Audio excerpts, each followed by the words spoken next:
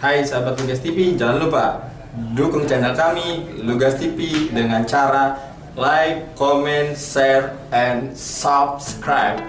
Oke, sahabat Lugas TV dimanapun saat ini berada, Assalamualaikum warahmatullahi wabarakatuh dan salam sejahtera. Acara Libas lintas bincang-bincang bersama Badai Sinaga Lugas TV. Narasumber kita yang sangat full, Kepala Dinas Pendidikan Kota Cilegon, Bapak Dr. Ismatullah. Sebelumnya jajaran redaksi Lugas TV turut berduka cita atas meninggalnya Ibu Maisuri, PLT Rumah Sakit Umum Daerah Kota Cilegon. Semoga keluarga yang ditinggalkan tabah. Oke, kita langsung perkenalkan narasumber kita. Selamat pagi, Bang Kadis. Pagi, salah, Bang, siap. Luar biasa. Bang, kita santai, Bang. Kita santai pagi hari ini. Kita akan bincang-bincang seputar dunia pendidikan, di mana juga ke depan akan ada penerimaan murid baru, Bang Kadis. Tapi sebelumnya, izinkan Bang Kadis memperkenalkan diri kepada sahabat Lugas TV. Terima kasih. Assalamualaikum warahmatullahi wabarakatuh. Selamat pagi, salam sejahtera untuk kita semuanya. Saya Dr. Haji Ismatullah MPD sebagai Kepala Dinas Pendidikan Kota Cilegon. Yang pertama juga menyampaikan turut berduka cita untuk rekan kami Dr. Maisuri yang telah meninggal kita. Semoga amal ibadahnya diterima Allah SWT dan perjuangannya dalam rangka menjaga pandemi COVID-19 di Kota Cilegon yang telah dilakukan selama 1 tahun lebih menjadi amal ibadahnya dan diberikan kemuliaan di sisi Allah SWT. Selanjutnya saya berada di SD 4 Negeri Kota Cilegon supaya masyarakat tahu bahwa inilah asal SD saya. Wah, luar biasa kesempatan Lugas tempat TV. ini menjadi bersejarah buat Lugasnet khususnya, sehingga saya merasa bangga acara ini dilaksanakan di SD 4 yang membawa saya menjadi Kepala Dinas Pendidikan Kota Cilegon. Wow, luar biasa. Ternyata SD 4 ini asalnya pertama Bapak Ismatullah untuk menggali ilmu ya Pak ya, di SD Negeri 4 Tahun 74 di tahun 74. Oke, kita lanjut karena waktu berjalan. Pak Kadis, waktu awal-awal Pak Kadis menjadi kepala dinas, ada program yang begitu membooming di Kota Cilegon, khususnya di dunia pendidikan, Sirapek. Jadi saya dari Lugas TV mau bertanya sejauh apa implementasi yang sudah berjalan sampai saat ini, Pak Kadis. Ya. Untuk program Sirapek ini merupakan program lanjutan dari program Sekolah Mantap. Karena Sekolah Mantap itu kemarin dilakukan untuk 8 SD dan 2 SMP. Adapun untuk program Sirapek ini kita berlakukan untuk seluruh sekolah, baik dari jenjang PAUD, TK, SD, dan SMP, sehingga merasakan keadilan program dari pemerintah. Dan supaya dapat diketahui apa itu Sirapek, Sirapek ini merupakan akronim dari S-nya itu adalah sehat, I-nya itu inovatif, R-nya ada religius, supaya tidak melukakan faktor kota santinya di Kota Cilegon, dan A-nya itu aman, V-nya itu adalah vokasional, terampil, dan I-nya itu adalah etika, akhlakul karimah, dan K-nya itu tetap kompetitif, punya daya saing, dan memberikan SDM unggul khususnya untuk mengisi pembangunan di Kota Cilegon. Kemungkinan karena masa pandemik gimana? Belum berjalan atau masih gimana itu Pak Kadis? Untuk Sirapek ini, karena program Sekolah Mantap itu berakhir di tahun 2021, tentunya akan kita berlakukan secara efektif nanti di tahun 2022. Dan ini sudah kita masukkan di beberapa kegiatan di bidang PNF, di bidang SD maupun SMP, sehingga pada prinsipnya sudah akan langsung berasimilasi ya kepada kegiatan-kegiatan yang ada di Dinas Pendidikan Kota Cilegon. Dan program Sirapek ini pada prinsipnya legalitas untuk sekolah-sekolah yang memiliki keunggulan di bidang tertentu. Jadi kalau di sekolah itu di Cilegon itu ada program sekolah sehat, otomatis mereka berarti sudah melaksanakan program S-nya, yaitu sehat. Sehat. Dan target kita adalah seluruh sekolah di Kota Cilegon harus sehat. Siap. Nah, sehingga kalau ada sekolah sehat, berarti di Kota Cilegon lah tempatnya kira-kira. Iya. Artinya kalau udah bahasa kata sehat, waduh, udah Insya penjabarannya itu sehat jasmani dan rohani, kira-kira gitu. Oke, lanjut ini, Bang Kadis. Beberapa hari ini ada hangat-hangat sedikit nih. Kalau saya sih boleh dikatakan pro dan kontra, gonjang ganjing. Kalau merger, kalau saya sih kata merger ini cocoknya di produk bisnis ya. Tapi kurang tepat lah, nggak mungkin lah SD dijadikan bisnis ya Pak Kadis ya. Oke, gonjang ganjing. Pak Kadis boleh nggak diceritain Pak Kadis supaya masyarakat umumnya Kota Cilegon ini paham, jangan dengar A si B gitu. Jadi dari langsung nih dari Kepala Dinas Pendidikan nih, gimana sih Pak ini awalnya sampai sekarang ini sejauh apa nanti nih programnya berjalan? Ya, terima kasih. Ini saya terangkan runtutannya dari awal. Siap Pak Kadis. Pertama, pada wali kota sebelumnya, sejak tahun 2018 yang digagas oleh Bapak Dewan Haji Rahmatullah saat itu untuk mendirikan SMP baru di Purwakarta. Sehingga SMP baru Purwakarta itu perlu didirikan dikarenakan di wilayah tersebut belum ada SMP negerinya. Sehingga yang ada hanya MTS negeri maupun MTS swasta. Sehingga gagasan ini terus berkembang, 2018 dianggarkan 2019. Tapi 2019 ada permasalahan-permasalahan sehingga faktor pembangunannya tertunda. Ketika dianggarkan kembali di tahun 2020 ternyata terkena refocusing. Akhirnya dana itu dilimpahkan kembali di tahun 2021. Ya, sehingga dengan cerita itu kita wajib untuk di Purwakarta ada SMP baru. SMP Negeri 12 ya, dikarenakan belum ada sama sekali. Dan SMP 12 ini saat ini sudah memiliki murid 54 orang. 2 kelas filial dari SMP Negeri 3 dan saat ini kita titipkan di SMP Tunas Bangsa dalam rangka untuk memulai merespon kepentingan masyarakat dalam PPDB yang menerapkan pola zonasi. Ya, selanjutnya di tahun 2021 ini dengan seiring dan sejalan adanya pergantian wali kota ketika Bapak Haji Heldi Agustian SE SHMH ini menjadi wali kota. Ternyata gagasan di SMP baru di Purwakarta ini dikembangkan dengan kata-kata karena beliau memang seorang bisnismen, ekonom. Kadang-kadang memang mengatakan merger itu yang paling tepat karena bahasa kerennya. Sebetulnya menurut Permendikbud 36 2014 yang benar itu penggabungan. Ya. Namun kita tidak serta-merta melakukan merger atau penggabungan ini secara tentunya menggunakan pola-pola yang sifatnya memaksakan kehendak. Hingga Dinas Pendidikan Kota Cilegon sebetulnya dalam tahapan melakukan kajian-kajian terhadap kemungkinan merger atau penggabungan itu. Hanya saja ketika kita memulai kajian yang tentunya berdasarkan kajian kita, ada respon-respon yang tentunya ada pro dan kontra. Nah, respon pro kontra ini saya anggap juga jadi masukan kita. Yang pro kita anggap masukan positif, yang negatif juga, yang kontra ini juga jangan salah, itu juga masukan positif. Jadi yang positif dan negatif buat Dinas Pendidikan Kota Cilegon sama-sama berharganya buat kita semua dalam rangka untuk tidak melukai hati masyarakat. Nah, di dalam kajian tentunya kita berproses di 4 wilayah. Karena berdasarkan pertimbangan ada di daerah Purwakarta itu ada 16 SD ya, tapi SMP-nya 0. Di Grogol ada 14 SD, baru ada 1 SMP. Untuk di Citangkil ada 26 SD, tapi baru ada 1 SMP. Di Jombang ada 24 SD dan ternyata juga ada 1 SMP. Nah, beberapa wilayah ini memerlukan kebijakan berdasarkan aspirasi masyarakat.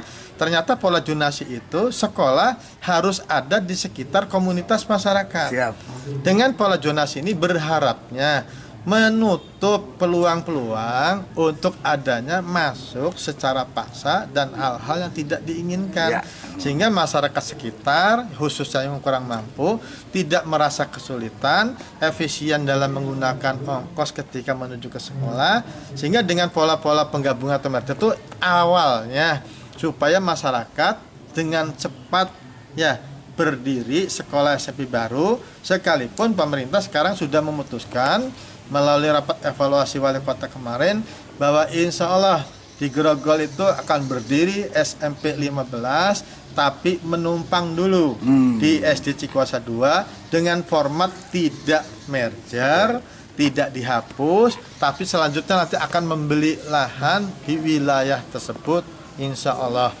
Begitu pula untuk di Taman Baru 1 di Citangkil, yang awalnya juga ada polemik ketika ada di SD Wali Kukun, ternyata respon pro dan kontra itu juga kita terima, tapi yang pro kita terima, yang kontra kita terima, akhirnya kita putuskan, kita titipkan juga untuk di Citangkil itu di SD Taman Baru 1 dengan pola yang sama, menumpang seperti yang di Grogol. Iya. Dan insya Allah tanahnya dari tanah negara sudah tersedia 7.000 meter dan nanti insya Allah akan dibangun di situ unit sekolah baru. Namun untuk tahap percepatan di tahun 2021 kita buka dulu SMP baru di wilayah Citangkil dengan status SMP Negeri 14. Adapun di Jombang, keberadaan kita sekarang sedang berwawancara ini ada di SD 4, bertepatan juga sekarang legang sosialisasi dengan wali murid yang dari SD Masiki 3. Ini pas betul sehingga nanti bisa disaksikan bahwa kita sebetulnya melakukan langkah-langkah yang kondusif, persuasif sehingga mereka menerima keputusan pemerintah tuh dengan legowo, dengan mudah, tidak ada keterpaksaan. Dan untuk SD yang berikutnya yang tentunya ada di Purwakarta sudah, Grogol sudah, Citangkil sudah, Jombang sudah. Ini akan berdiri 4 SD secara bersamaan. Hanya kenapa di Purwakarta SD 12? Karena memang di situ sudah ada kelas 1 54 orang, selanjutnya akan naik kelas 2 sehingga sekarang nanti PPDB-nya akan dimulai di SMP Tunas Bangsa tersebut. Terima kasih. Wow, luar biasa penjelasan Pak Kadis kita ini ya. Dari awal sampai penjelasan akan adanya berdiri SMP Negeri Baru di Kota Cilegon. Wah, katanya kurang sosialisasi seperti pendapatnya nih Pak Kadis, ada kurang sosialisasi kata gitu Pak Kadis. Ya, begini. Kaitan dengan masalah sosialisasi, kita memang begini polanya. Kajian internal kita utamakan. Jadi sosialisasi ke masyarakat itu setelah ada titik persetujuan, kita lakukan sosialisasi secara bertahap. Sehingga kemarin itu kita sebetulnya masih dalam tahap Dinas Pendidikan melakukan kajian internal, namun bahasanya sudah tercium terlebih dahulu. Kita belum buat kekuatan medsos itu ya. Kita belum buat keputusan, tapi dengan medsos yang sekarang sangat luar biasa, kelihatannya rapat pertemuan kita itu selalu dapat diketahui masyarakat, sehingga rencana yang belum dibuat keputusan, bahkan SK Wali Kota juga belum kita usulkan, jadi penetapan belum kita lakukan, tapi kelihatannya sudah direspon sangat luar biasa. Artinya masyarakat Cilegon itu luar biasa. Sudah melek IT lah kira-kira. Melek IT, saya setuju itu pendapat Bang Kadis. Oke, Bang Kadis, jadi terima kasih penjelasan tentang gunjang ganjing terkait wali murid. Ternyata masih tahap internal kajian karena masyarakat Cilegon ini melek informasi mengenai dunia digitalisasi. Ini Kota Cilegon, masyarakat Cilegon luar biasa nih. Oke, ini lanjut nih Pak Kadis. Tadi kita udah jelas tadi ya terkait pendirian sekolah SMP Negeri Baru ya. Pak Kadis pernah bilang ke saya, bahkan artikel Pak Kadis ngasih ke saya terkait menegakkan benang basah di tempat yang basah. Gimana Pak Kadis? Ya, jadi maksud saya kata-kata menegakkan benang basah di tempat yang basah itu artinya sudah benang basah itu susah ditegakkan. Iya benar. Di tempat yang basah kembali. Artinya sebagai ungkapan dari kita bahwa setiap permasalahan itu harus kita kaji secara luar biasa. Ya, kita kasih secara menyeluruh, tidak terkesan terburu-buru, sehingga keputusan itu dibuat dapat berpihak kepada masyarakat dan menyenangkan semua pihak. Sehingga maksudnya itu bentuk kata-kata kehati-hatian kita dari Dinas Pendidikan Kota Cilegon menyadari bahwa saat ini adalah jangan sampai menyelesaikan masalah dengan masalah. Ya, kira-kira kita tunggu dulu ketika benang itu kering, Siap. airnya habis, Kita coba sehingga menegakkan benang kering mungkin bisa lebih mudah dimasukkan ke jarum. Itu bentuknya sebetulnya innallaha ma'asabirin. Sesungguhnya Allah bersama orang-orang yang sabar. Kalau seandainya kita menegakkan benang basah di tempat yang basah, artinya kesannya terburu-buru, tergesa-gesa. Nah, akibatnya hasilnya tidak optimal. Siap, Itu luar biasa, luar biasa. Jadi itu luar biasa artikel Pak Kadis itu berapa bulan yang lalu dikirim ke saya. Saya mau menggaris besarkan kapan? Ternyata saat ini saya tanya nih, dan ada kaitannya. Jadi artinya sabar. Nah, ini kajian-kajian pasti akan menghasilkan Pada hasil positif, ya. Oke, Pak. Kapan Pak penerimaan murid baru PPD akan dilaksanakan? Nah, mungkin ini kami sampaikan melalui media ini bahwa penerimaan PPDB murid baru sekarang kita dalam tahap kajian. Tentunya kita juga harus kemarin diskusi dengan konsultan kita yang akan juga membuat semacam produk ya untuk program PPDB online ini. Dan mengingat PPDB online itu selalu dari tahun ke tahun ada keluhan-keluhan dari masyarakat, bagaimana ketika online itu tidak bisa dijangkau oleh masyarakat yang terbatas kemampuannya, nggak punya Android, nggak punya kuota, nggak punya pulsa. Kita sekarang membuat 2 segmen ya. Jadi bagi masyarakat mau kota, mau di pinggiran, mau di gunung maupun di lembah, kira-kira bila ternyata dalam PPDB ini ada tingkat kesulitan, kita menyediakan di sekolah help desk. Jemput bola? Help Boleh desk di dikatakan sekolah. jemput bola? Ya. Oke. Kalau jemput bolanya dengan online-nya. Online-nya jemput Jadi bola. kalau yang karyawan bisa langsung daftar dari rumahnya, dari Siap. HP-nya. Oke. Ya, tapi bagi masyarakat yang ternyata dekat sekolah, datang ke sekolah akan kita bantu dengan operator khusus. Siap. Nah, itu kita siapkan karena untuk tahun ini kita akan online di seluruh sekolah Kota Cilegon, baik dari PAUD, TK, SD dan SMP, tentunya dengan pola-pola yang memahami keberbedaan kemampuan ekonomi dan tentunya kemampuan masyarakat itu sendiri. Sehingga sekalipun polanya online, tetapi bila ternyata online ada hambatan atau misalkan ada hang, ada hambatan listrik, datang aja ke sekolah karena kita sudah menyiapkan 2 opsi.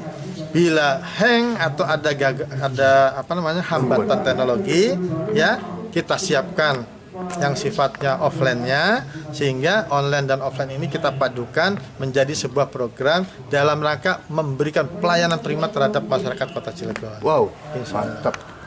Terus Bang Kadis, masih lanjut nggak ini yang online? Kapan ditatap mukanya? Ya. Anak-anak kita udah pada menangis nih. Insya Allah pemirsa Tugasnet yang saya banggakan, Kota Cilegon sekarang ada di hari keempat zona kuning. Ya, kita dapat isyarat dari BNPB atau Satgas COVID-19 Kota Cilegon. Tunggu dulu Pak Kadis sampai 14 hari. Kalau kuning ini bertahan, mungkin sekolah-sekolah bisa tatap muka Dengan prokes. dengan prokes dan pengaturan yang terbatas. Ya, jadi sekarang saya sedang keliling juga untuk melihat sekolah-sekolah kesiapannya. Tadi saya lihat di SD 4 ini ternyata ada yang belum ada sabunnya, pada saatnya harus tersedia. Kemarin saya sudah monitoring juga ke SD 1 dan 3 di daerah lokal. Kita lihat juga ternyata sudah siap. Kemarin ke SD SMP swasta di RJ juga sudah kita monitoring. Jadi saya ingin memastikan dulu tatap muka ini kita buka sambil menunggu sampai 14 hari. Kita akan kontrol sekolah-sekolah sarana prasarananya sehingga yakin ketika betul-betul tatap muka terbatas itu dilakukan, sekolah dalam kondisi siap. Dan ada persyaratan nih. Apa itu, Pak? Dari KPRI, karena Kota Cilegon sempat dikunjungi dari KPRI Pusat, Ibu Retno itu mengisyaratkan bahwa guru-gurunya juga harus divaksin terlebih dahulu. Nah, saat ini perlu saya sampaikan bahwa guru PNS ini tinggal 320 orang lagi yang belum divaksin. Dari sekitar 3.000. Wow, Ya. artinya ada 7. Dan untuk guru honor sekarang tinggal 2.700 lagi yang belum. Sekarang sudah mulai bergerak. dengan pola dititipkan ke klinik-klinik bekerja sama dengan dinas kesehatan yang ditunjuk, sehingga klinik itu dimanfaatkan oleh guru-guru yang domisilinya tersebar di seluruh wilayah Kota Cilegon. Semoga saja pada waktunya nanti seluruh guru ini juga selesai divaksin, dan kita yakinkan dengan vaksin harapan kita ada jaminan terhadap anak-anak yang di sekolah tidak tertular, tidak terkena klaster baru dan seterusnya, karena faktor jaminan terhadap siswa ini amat penting. Dan saya juga dapat pesan dari para wali murid, jangan sampai anak saya ketika tatap muka malah akibatnya membawa masalah yang kita ke rumah. tidak harapkan. Semoga Cilegon kondusif selanjutnya, dan kondisi zona kuning sekarang tetap bertahan sampai detik terakhir. Harapan kita ini menjadi mimpi yang kami juga secara hati tidak tega, namun karena kita mematuhi aturan dari aturan 3 menteri dan zona kuning ini sudah ada sinyal bahwa kita tidak akan berlawanan dengan Permendikbud. Namun kita juga perlu mengakses aturan dari gubernur, dari wali kota atau juga dari pusat, yang bahwa zona kuning itu sudah dilakukan persiapan-persiapan di internal, insya Allah. Sahabat Lugas TV, secara internal Dinas Pendidikan memantau perkembangan tentang COVID-19. Ternyata di Kota Cilegon menurut dari BPPTD dalam kondisi zona kuning sudah 4 hari. Jadi artinya ada 14 hari, 10 hari lagi nih. Penjelasan daripada Bang Kadis, timnya akan mengelilingi semua kegiatan di setiap gedung-gedung sekolah. Apakah sudah ada prasarana yang cukup, yang kurang akan ditambahin sesuai dengan protokol kesehatan. Luar biasa ternyata cara kerjanya. Oke, Bang Kadis, untuk yang terakhir Bang Kadis, setiap tujuan kepala daerah itu pasti baik. Insya Allah. Seperti pengembangan mutu pendidikan di zaman digitalisasi, contohnya program Sirapek yang akan dilakukan pada tahun depan. Oke Pak, silakan Pak untuk closing statementnya Pak, untuk kita bincang-bincang pagi hari ini.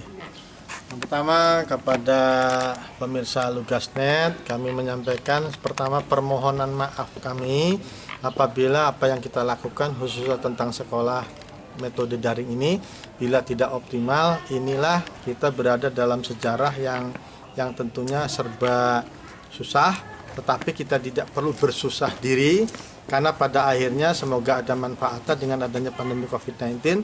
Yang penting jaga 5M, semoga kita tetap sehat, jaga asupan gizi kita sehingga tetap juga kita eksis melewati, dan harapan kita semoga corona di Kota Cilegon segera sirna dengan adanya kemarin bulan purnama yang sifatnya juga ada gerhana total, itu menunjukkan semoga itu akhir dari musibah pandemi COVID-19 di Kota Cilegon.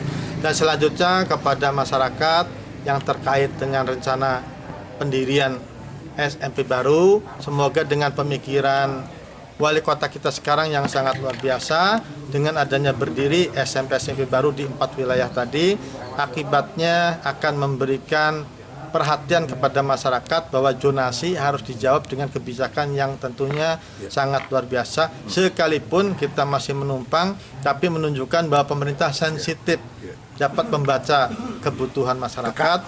Ini merupakan penghargaan, dan insya Allah ini kepentingan untuk masyarakat banyak, sehingga keluhan-keluhan tentang zonasi ke depan ini juga menjadi tuntas pada tahun ini, dan ke depan juga akan kita selesaikan lagi dengan tentunya pembangunan SMP-SMP baru sesuai dengan standar-standar sarana prasarana yang digariskan oleh pemerintah, dan pada akhirnya ini untuk kepentingan masyarakat banyak.